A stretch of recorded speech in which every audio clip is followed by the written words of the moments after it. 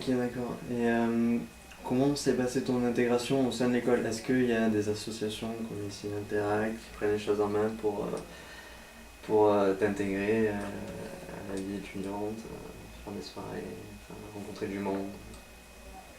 Non, c'est un peu de, c'est de la débrouille. C'est bon, c'est l'école de la vie, la débrouille. Mais en fait, on a été accueillis par Long James Pallis, donc le coordinateur de Remède, enfin, qui travaille sur place, avec tout, qui nous a expliqué en fait toutes les modalités sur le campus, la vie sur le campus, etc. Et après, il y a eu des événements qui ont été organisés par des étudiants chinois. Bon, c'est pas vraiment en fait une association, puisque les associations en Chine sont plutôt contrôlées, voire interdites, contrairement à ici, en Europe, malheureusement. Mais enfin, sont très verrouillées en fait. Il y a quelques associations sportives et quelques associations, mais il n'y en a pas énormément. On va dire que c'est un tout petit BDE qui organise des événements en collaboration avec nous. Et après, nous-mêmes, on a organisé des événements pour les étudiants chinois ou enfin, par exemple un tournoi sportif, j'y viendrai après, où là on peut rencontrer des Chinois et faire des activités avec eux, des étudiants chinois. Donc, est-ce que c'est possible de faire partie d'une asso de l'école? Enfin, tu m'as dit qu'il n'y a pas trop d'asso, mais de faire des projets, des projects, quelque chose comme ça là-bas? Je sais Oui, pas. voilà, alors ça je le conseille aussi aux étudiants qui iront sur le campus, c'est qu'en plus, donc j'avais dit les 6 collectifs, les 2 proacts à Ouais, valider, talent. je conseille de faire un proact sur place, c'est possible.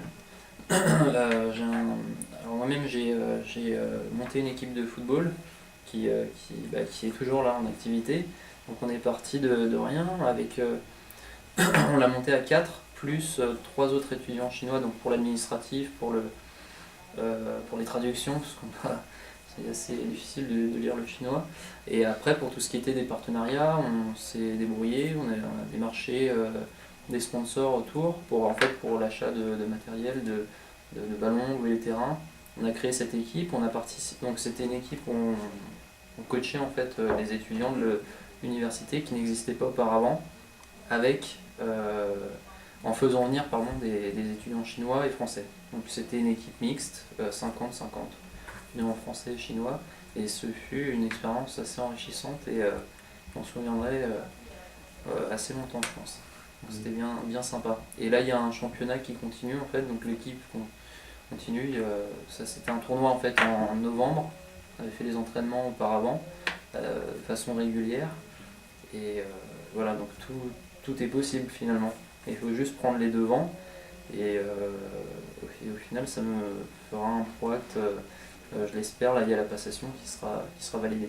Voilà, c'est sur un semestre et après j'ai un autre ami de ma promotion qui a lui il organisait plein d'événements, des activités, une sorte de petit BDE à lui tout seul, avec les étudiants chinois et français. Très intéressant aussi, il l'a fait en collaboration avec une étudiante chinoise, donc du coup on apprend aussi finalement le management à la chinoise. Ok. Et donc, en termes de sport, donc tu as dit qu'il y avait du foot. Est-ce qu'il y a d'autres activités qui sont proposées par Oui, l'école? Et d'autres activités et d'autres sports? alors en fait il y a plein d'autres sports parce il faut vraiment se renseigner sur l'université. Ça se voit pas au premier abord, et il y a la possibilité de faire du basket, il me semble du ping-pong, du tennis, de la natation. Bon, la piscine était un petit peu excentrée du campus, mais bon, moi j'y suis pas allé personnellement parce que j'étais pas mal pris avec le football. Euh, et également j'ai fait du kung-fu. J'en ai fait pendant 2 mois après avec le tournoi, j'étais pas mal pris, mais ça c'est possible de le faire juste à côté. C'est pas dans l'université, mais c'est juste à côté des dortoirs étudiants. Donc voilà, enfin de la résidence étudiante. Donc il y a ça comme activité. Après il y a du hip-hop, il y a vraiment pas mal d'activités sur place. De la calligraphie également. Bon, voilà, je passe du tout au rien. Donc, très bien. Donc maintenant, on va passer à la description du pays, l'environnement culturel, donc qui est un peu venu au travers des questions. Et donc, tout d'abord, peux-tu nous faire une description de la ville? et aussi savoir si l'université est excentrée par rapport au centre. Voilà. Oui, alors l'université, l'inconvénient c'est qu'elle est un peu éloignée du centre-ville, elle est à, disons 40 minutes du centre-ville, un peu comme Lumini au centre-ville de Marseille finalement. Sauf que sur place, c'est une ville qui est assez grande. Déjà, ce qu'il faut savoir, c'est que Suzhou, il y a 6 millions d'habitants, c'est quasiment inconnu des Occidentaux. Moi, je m'attendais à une petite ville, finalement, c'est assez monstrueux. Mais l'avantage, c'est que sur le campus, on peut tout trouver, ne serait-ce que pour se nourrir. Restaurants chinois forcément, plus des fast-food, plus des restaurants un peu plus huppés, occidentaux qui vont coûter un peu plus cher forcément, plus des magasins, il y a un Auchan qui est pas si loin que ça en taxi. Oui, ce qu'il faut savoir aussi, c'est que les taxis, ça peut être utilisé assez fréquemment, vu que c'est pas très cher. Il y a beaucoup de transports en commun, c'est très bien desservi.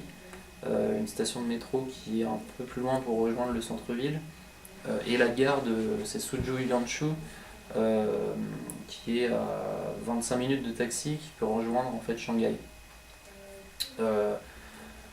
Et concernant le campus, la proximité du campus, voilà, avec la résidence étudiante, il y a 5 minutes de marche, donc c'est assez pratique. Et après, je parlais des activités sportives, il y a le gymnase qui est juste à côté de la résidence étudiante, le terrain de football est juste à côté. Donc finalement, il y a de quoi faire aux alentours. D'accord.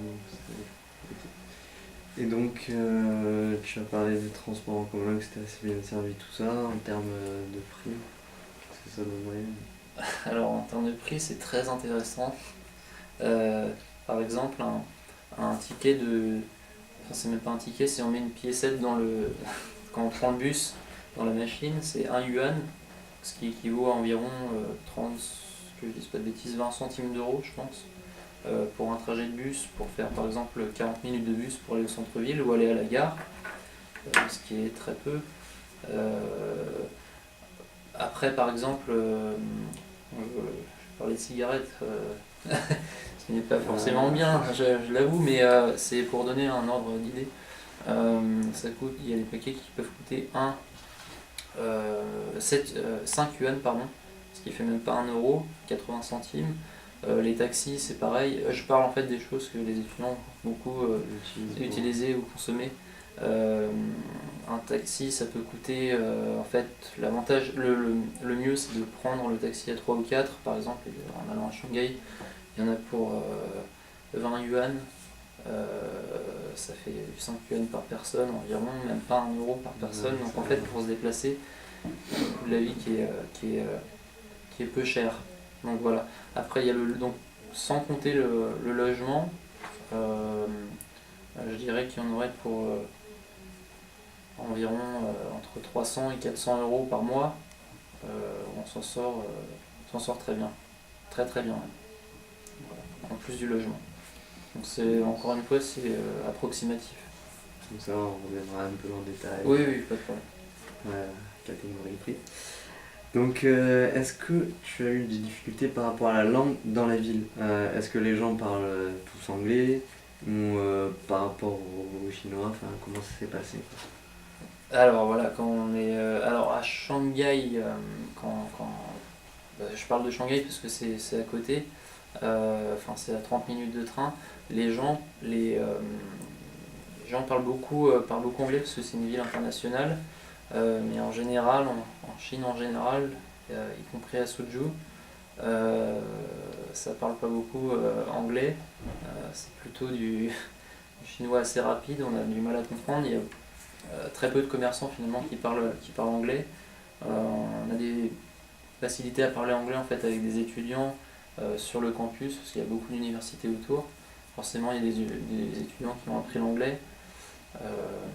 Mais si je peux comparer à d'autres pays asiatiques, je suis allé, c'est beaucoup plus dur de parler anglais. Finalement, on est obligé, ce qui est aussi intéressant, on est obligé de se forcer à apprendre le mandarin. Si on n'y arrive pas, de parler avec les mains. c'est sûr que ça peut arranger. Donc,